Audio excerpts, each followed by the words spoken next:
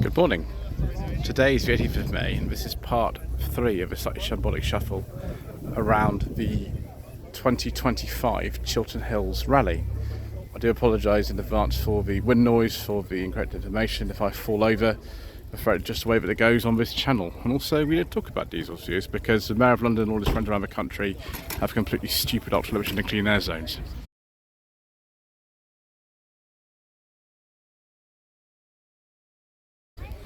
This, however, is not a diesel. It is a 1995-96 Ford Scorpio, 24 valve with a Cosworth engine, a 2.9. These are really, really rare cars now. Really rare. You might think, there is a reason for that because of the way they look, but actually these are really, really good cars to drive. I've driven one of these many years ago, and this being the 24 valve Cosworth version, I quite like that view actually. I think the estate's a bit better balanced from the saloon, so quite fond of it actually. Next we've got something else. We've got a Nova GSI, but it's had something rather larger than the original engine put in there. I think that's a red top, but it's been turbocharged. Oh my gosh, but that's really quick. Electric windows as well. Wow. Courtney Turbo for a 300 of 330. Let's have a look at the information sheet. Yep, red top. Goodness me. Absolutely crazy. Very max power indeed. Yeah, my gosh. Wow. Same registration number as well. That's an amazing car. It's worth a lot of money, I should imagine. And then a modified Escort RS Turbo as well. This will be a Series 2 based on the Mark IV Escort. Got the correct steering wheel in there. Obviously a bit more power than original. I think 130 they were originally. Something a bit more sort of sublime is this Jaguar XK8. This is an early first generation XK8. Be about 1998, something like that. With gold and gold. Or gold and beige, depending on what your point of view is. Extraordinary. BMW 320i Cabrio, another one of these. This one's a manual, so be around 1992, 1993. That one. I prefer though this Carlton here. Started life as a Carlton GSI 3000, but I think it's a bit more than that. Oh, viewers. It's got a Courtney Club and suspension kit as well. So it's a 1990, yeah, GSI 3000. Absolutely fantastic. We like that viewers very much. I'm going to photograph of Mr. Coleman, I think, from Rush Mechanic. He will like that very much. Yeah. So here we've got two Rover Tomcats. This one is one of the FDH cars. Now these cars were destined for import into Japan, but they never made it. They were re-imported into Britain and they were all registered and something FDH. They've all got air conditioning. I think they were 220 turbo specification. That's immaculate. I haven't seen too many in that sort of condition. This one is in this amazing colour that Rover did in the mid-1990s. I think you can also get it in the MGF, a sort of iridescent colour. I don't know what they put down on the V5s of these as what the colour is, because it looks different in different lights. Japanese spec rear end on this. I don't know if this is one of the imported ones. The easiest way to tell would be if it's got aircon, because that was a really rare option. Yeah, it's got aircon, so it could be one of that went to Japan. It's got a Japanese spec rear end on it. Again, about the same era with the older dash, 95, 96 possibly. Then we've got MGZS. Obviously there's lots and lots and lots of these here today because we've got 3 different MG Rover clubs for these. That's probably just a 120, I should think. Still a very good car. Early one, 2001 to 2. Then another NB MX-5, 2001 to 2 registration. That looks good, not much rust on that, if at all actually. And then a Lotus Elise Series 211R. I would at some point in my life like to try one of these, although getting in and out of it I think for me would be something of a challenge. Then we've got the 300ZX here. Very nice. I really like these actually. I wonder if it's a Japanese spec one because of the badge. It might be, but maybe it's not. I don't know. Oh, hello. Golf GTI Mark III, 14550. Call 07902 426 043. It does look very nice actually. As Mr. Bill from the Fuel Power channel says, this could be yours. Quite late actually, 97.98 on an R. And then a Unos, I imagine this is, although it's got the UK spec front bumper plinth on there, so I don't know. But the rear is Unos rear, so yeah, it probably is an imported one then. Then 96, 97. Another SLK. This is the 320 model. It's quite rare, but somehow there's been this funny front end on this car. I don't know if this is anything to do with being original or not. It looks a bit weird like that. Maybe Stephen with Stephen's Four Wheels can tell me. I'll have to take a photograph of that thing now. So, Jaguar XJS. Look at the back to see what year it is. If this is a V12 or it's a 6-cylinder one. It is a V12. If that's the sort of approximate year of the car, it's about 1989, 1990, something like that. Oh, I prefer this one though. Look at this. Dark green, beige leather interior. A Jaguar Classic, 1992. Yes. Oh, viewers. And we've got a beige leather interior with wood. Oh, yes, look at this. That is absolutely beautiful. Oh, viewers, that is a lovely car. I prefer the slightly later ones to this, but that'll do. Yes, please. Then another E36 Touring with an engine we can't discuss. We'd better move away from there quickly. Well, we'd do that sort of thing. Oh my gosh, there's some very peculiar people out there. Let's have a look at this XR3i Cabrio instead. Obviously modified slightly this. So wheels on this, I could Sierra Cosworth wheels or something. Somebody in the comment section below can tell me. About 1987, 88. And then a Mark III Cabriolet, it's an RS Cabriolet. HK, so possibly registered by Ford UK themselves. Interesting seats, you've got the tape storage in there, RS steering wheel. I don't know. Somebody can tell me in the comments whether that's a sort of original car or not, or it's been modified. Oh, viewers, a Honda NSX. Yes, the early ones of these, you had to have an automatic one like this to get power steering, but manual ones had no power steering. That is amazing. So 1991, unrestored. Oh my gosh, viewers. Yeah, I really want to have a go in one of those, viewers. Beautiful. Also got this Lotus Esprit here. This is a Series 3, I think. It's not one of the later cars that have things like different front end and different door handles. It's still got the old Marina ones on this. About 1986, I think. Not too far from VS is an old Luton plate, so not too far from here, really. It is 87. Wasn't too far off. So that person to have it for 29 years, and it looks brilliant.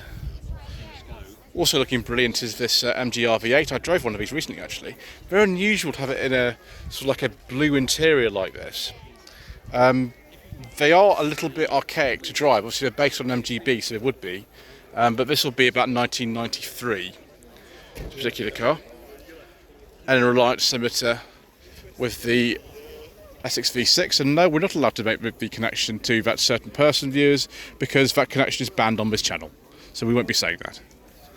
Earlier one actually, 69 to 70, and yes, thank you very much. We have beat the Mayor of London, who is not a friend of the channel.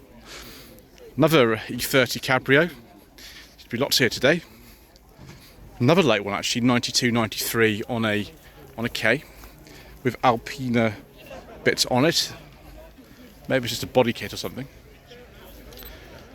And then we have this 2004 to 5 facelifted MGZS 180 in Firefrost Red. It's the name of this colour, Firefrost Red, or just Firefrost. This one's a hatchback. You could get them in saloon or hatchback. And then this E39 pre-facelift one. Simon, not just his cars, is around somewhere. He'll know more about this than I will, I'm sure. He's in the Mercedes today. Then a very late W124. 95-96 registration, 1996 I think was the last year for any variant of W124. That is an E220 with a 4-cylinder engine. I've driven an estate, I've driven a coupe, but never a 4-door one. Never R32 Golf. There's breeding clearly. This is different from the other one that's here. This is a 5-door, the other one was a 3-door. And then a very, very nice Alpha Spider, 1990-1991. This is the last sort of update for them, finished in 1994. Very, very nice. Beautiful, beautiful beige leather interior. Beautiful car. Not the best driving position in the world, but doesn't matter, does it? Another Unos, 1992-1993. That is a nice colour. Wow, it's a very, very late DB7. It's one of the absolute last ones then. It'll have the V12 engine in it, won't it? Sort of cream leather interior, manual. It's just a V12 it should be. Oh yes, it's a Vantage. That's it's right at the end. I think one of the very last made. And we've still got those Mazda 323 rear lights. Golf GTI Mark II. This one's not got the big bumpers. It's a little bit earlier than that. Be about 1988-89. Citroen AX. Now, when was the last time we saw Citroen AX? Actually, the Hyundai Coupe might even be rarer than that. Citroen AX Extra. What exactly did you get as extra? Electric windows? Nope. Are these wheel trims? Yep. Nano wheels? Nope. Central locking? Probably not. But amazing to see this. This is actually it's in pretty good shape. I don't think it's been painted or anything. It's an incredible car to see, but it's so rare these now. There's only 7 left. Yeah, not many at all. On the road. Yeah. There's only 52, I think. And then the Hyundai Coupe. Now this might be rare in the AX. Even rarer in this colour. It's facelifted Mark I model. I never was happy with a facelift. I thought they probably looked better than the earlier ones. I think actually that plate is much older than the car. This would be about 2000, something like that. This car, it won't be as early as the plate suggests. Also on camera, this looks quite like a bright yellow. It's actually a really pale yellow in real life. Interestingly enough, Ford Sierra Sapphire.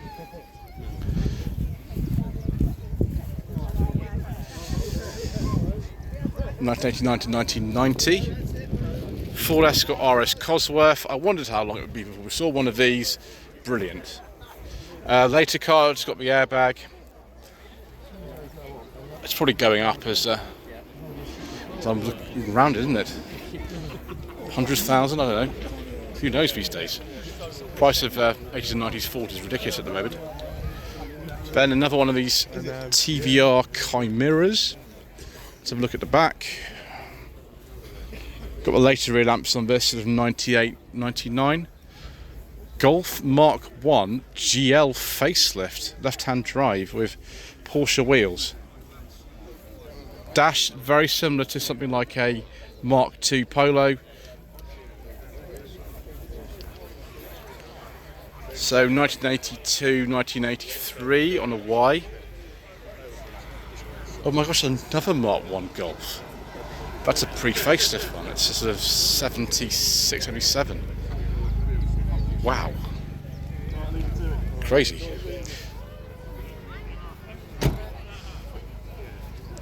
Volkswagen Bora. Now these are quite rare cars now. You don't see an awful lot. This one's obviously been modified. Original plate though, so 2002 to 3. And another Lancia Delta HF Integrale with Oz Racing wheels. Like the last one we saw, left-hand drive. A bit later, so what, 1992, something like that. Mark II facelift Ibiza Cupra. Facelift occurred, I think, in 2000 actually for these. Quite a long production life these cars had, 1993 to 2002. This Cupra was the absolute top of the range, I think 180 horsepower in this. And then a Mark V GTI. Be around 2007, I think these were made. And another pair of Mark II Golf GTI 16 valves, oak green. That'll be worth an absolute ton of money then. Big bumpers, of course, both of these. 1991 on an H. And then a G60. I apologise. It's not a GTI. It's a G60. So it'll have the supercharger in it. Only sold in left-hand drive, not sold in right-hand drive. This one's got a personal plate, but 1990, 1991, something like that, because it's got big bumpers. I wondered how long it'd be before we saw one of these here. It's a Ford Capri 2.8 injection. Probably injection special. Definitely got the 5-speed gearbox. 1984, 1985 on a B. More classic Ford action. Is this a real Lotus Cortina Mark 1, viewers?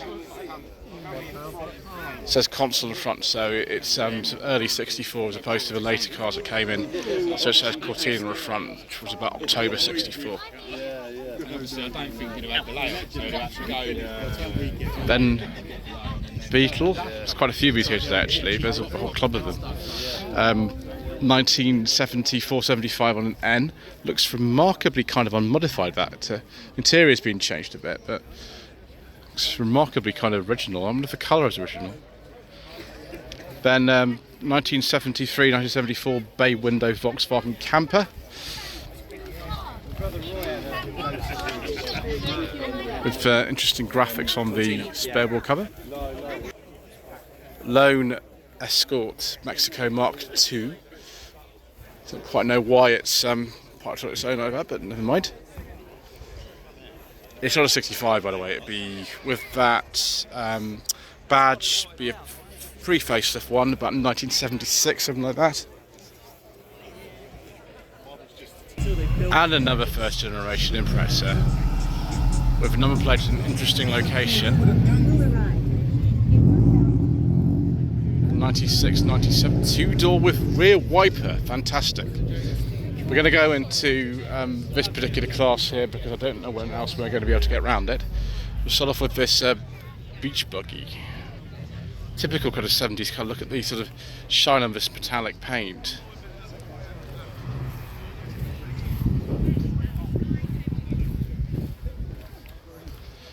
The Beetle that this car's based on is kind of a sort of 72, 73. This LC500 in the Isle of Man. It's quite a rare car bit actually. I don't see too many of these. Look at this interior, it's a biscuit car. I like that, viewers. I like that quite a lot. I hope the infotainment system is a bit easier than some of the Lexuses I've driven in the past. Lexus ISF 2010. These are bonkers cars. They're a standard Lexus IS of 250, but then someone put a V8 in it, I think from the other Lexus, and they've got some stupid amount of power. They're all automatic and they're all very rare. GTF Spark 2005. So this would be the 1.6, actually, the 115. But now, when the room is exactly the same size. Yeah. Lotus Elise Series 2. Not the most amount of luggage space I've ever seen. Look at the size of that boot, or the lack of boot. It's at least, oh wow. 2006 R53 Mini Cooper S. I drove one of these several years ago. It was quite good fun actually, with the crazy supercharger. It will skip the Defender because it's probably got an engine we can't talk about, and go on to this Porsche 911 from 2014. Someone's actually specified the biscuit interior, which I appreciate, especially on this Turbo S model. Wow, 2007 Hyundai Coupe S3. Do you know what, dude? I really want to have a go in one of these. This is an automatic. I don't know what engine this is. It might be the 2 litre or something, but that looks great. Also looking great is this Bettini. It's based on a BMW Z3, quite obviously, but someone's put a lot more power in it. Apparently 321 horsepower. Clearly it's not changed massively from the Z3 interior, but some changes. The back end though looks very different. What are those rear lights off? Oh, I can't remember. Is it a Maserati or something? This is a 2000 one. No IVA test, eh? Bolt-on kit. It would be a little bit more difficult for someone like me to deal with something like that, viewers, but there we go. 2006-7 Renault Sport Clio. I can't remember what these were called actually now. Ooh, memory escapes me. I think it's the old 2 litre Renault F-Type engine in these. I had to try one of these. I've tried a standard Mark III Clio. Actually, I sourced one recently, but not one like this. An Aston Martin Vanquish. Yes, please, viewers. That looks tasty. As does this Astra G van with a Saab H engine in it. It's quite a popular swap actually. They haven't got any engineering in common particularly. Saab engine is actually a descendant of the old Triumph Smart 4, but a lot of people do put the Saab engines in Astra Gs like this because you really can. Then you've got another MGF. That's definitely a Mark 1, an early car, that. I think it's flame red, that colour. Then another Cobra replica. Next to a replica of an Aston Martin DB3 S, I think these were called. I doubt this is an original one. My gosh, can you imagine if someone actually parted the original one here? But it's very good. It's very good. The thing is about these replica cars is that they're still really expensive. It's just a little bit of a cheaper way into a car that looks like this. So there's the Cobra replica. Next we've got an Audi R8 opposed to a Rover R8. We've seen a Rover R8 already today. We haven't seen any of these. Class S Specials, whatever that means. Then a Golf R from 2019. I do prefer this shape of Golf to the current one actually. One of my most popular early videos on my channel was a Golf like this. It's 1.5 TSI Match Special Edition. Aston Martin DB9. I drove one of these on track once actually. It was quite good fun, although the dashboard was like a Christmas tree. There were so many warning lights on it. This one I doubt has all those warning lights on. This looks like it's in very nice condition with a 6 litre V12 engine. Mazda 3, I think this was maybe MPS model. Called something else I think in other countries. I think this is an MPS from about 2013. Very late actually, that generation Mazda 3. And then a Bug-Eye Impreza, that they call this for Hatchell Estate, 2002 to 3. Another Mark II Focus RS. Mark II Focus ST, both with the 5-cylinder Volvo white block, of course. It's the same engine that's in my Volvo, although this has got a big turbo on it. And another Lexus LC500. This time it's the coupe version, as opposed to the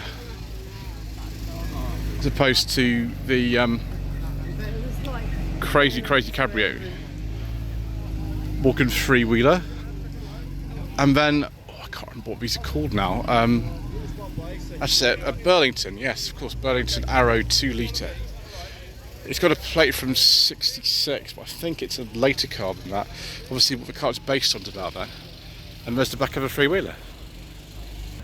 72, 73 Beetle Cabriolet with Porsche 911 wheels on it, Fuchs alloys.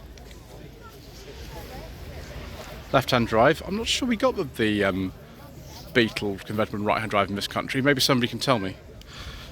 This, I think, is a Healey Silverstone. Again, a very, very rare car. This is from the late 40s, before Austin Healey existed. Donald Healey made a huge range of cars under his own name, things like the Westland and other models. But I think that's a Silverstone. I could be wrong. That is crazy. You can take the wings off, obviously. You can see they're different colours. Then a replica Porsche 356 Speedster, probably based on a Beetle. 73, 74 registration. Very, very nice leather dash. Someone's worked very, very hard to make that beautiful interior.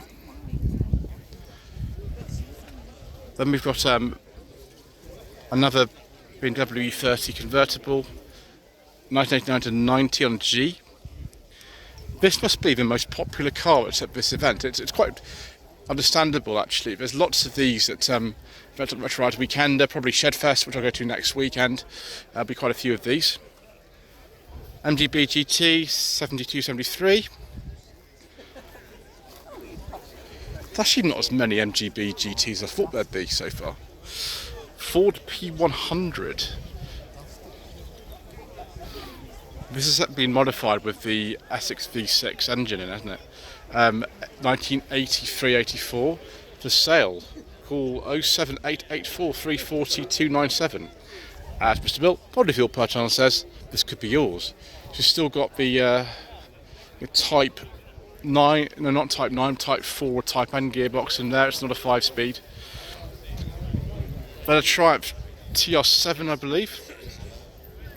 We've got the boot lock on there, which indicates this is a car built at Canley as opposed to Solihull. Solihull cars have a different boot lock. So this would be not about 1980. Then a 1963 Fiat 500 is still the older style with the doors that open the other way around. When they were facelifted in 1966, I think it was, the doors opened the conventional way.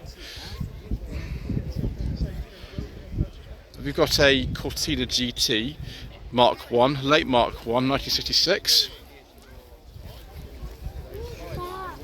Next is something I very much like, actually. Look at this lovely Mark II Escort gear. Lovely. I think the wheels are off a Capri or something like that, but they're very good, or a Cortina perhaps. Look at this amazing interior with the manual choke and the velour upholstery and the vinyl roof. I forget the name of the colour. Is that solar gold or oyster gold? It's post facelift one, 78, 79 on a T. Something like that. OCR, Old Southampton plate, this one. Cupman Estate automatic, 73, 74. Look at this. 73, here we go. Wow. Yeah, all rag restoration. Fantastic, isn't it? Fake wood and everything. Same sort of era here for this MG Midget. Mark III round arch. One of the last cars that would have originally worn a silver on black plate like that. Going to skip over that Defender because I think it's got anything we can't talk about in it. As has this G-Wagen, so we'll go on to this Princess. 79 to 80 Princess. Now you can, if you want to, call it Leyland Princess. The mark that they used at the time was just Princess, but obviously it's made by Leyland cars. This is the Princess 2, 2000 HLS model. I drove a 2000 HLS in 2022, which was brown on brown on brown. It was fabulous. Fabulous. Apart from the fact the speed didn't work. So, Land Rover Series 3, probably with a 2.25 petrol. Quite late actually, 1983. They finished in 85. Anyway, I think that's enough for this part. Thank you ever so much indeed once again for watching. Please don't forget to subscribe to the channel, like this video, leave a comment below, and we shall see you in the next part for some more incorrect information.